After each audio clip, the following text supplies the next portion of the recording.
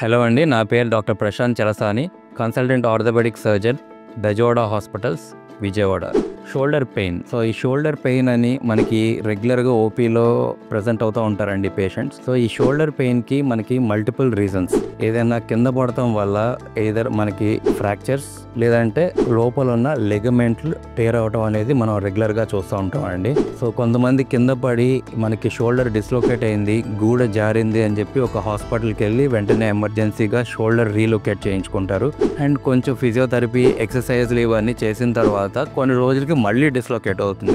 వాళ్ళు ఒక హ్యాబిట్ లాగా అది అయిన వెంటనే మళ్ళీ లోకల్ ఒక హాస్పిటల్కి వెళ్ళి రీలొకేట్ చేయడం, అది డిస్లోకేట్ అవడం, రీలొకేట్ చేయడం, ఇట్లా ఒక మల్టిపుల్ ఎపిసోడ్స్ లాగా వాళ్ళు చూస్తూ ఉంటారు.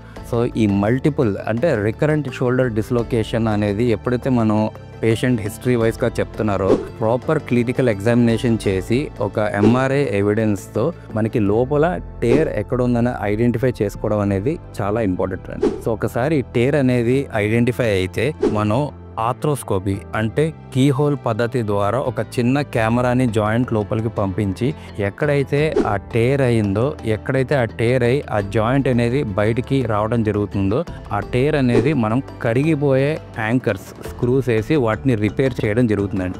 ఈ రిపేర్ చేయడం వల్ల జాయింట్ అనేది స్టెబిలిటీతో పాటు ఇక మీద ఫ్యూచర్లో ఏదైనా అరుగుదల అనేది కూడా అక్కడతో మనం ఆపడం జరుగుతుంది. ఈ పోస్ట్ సర్జరీ మనం ఇచ్చే ప్రాపర్ ఫిజియో ప్రోటోకాల్ని ఫాలో అయితే మళ్ళీ ఈ డిస్లొకేషన్ ఎపిసోడ్స్ అనేవి జరగవు. And patient any weight lifting, gym activities, sporting activities ఏదైనా చేసుకోవచ్చు.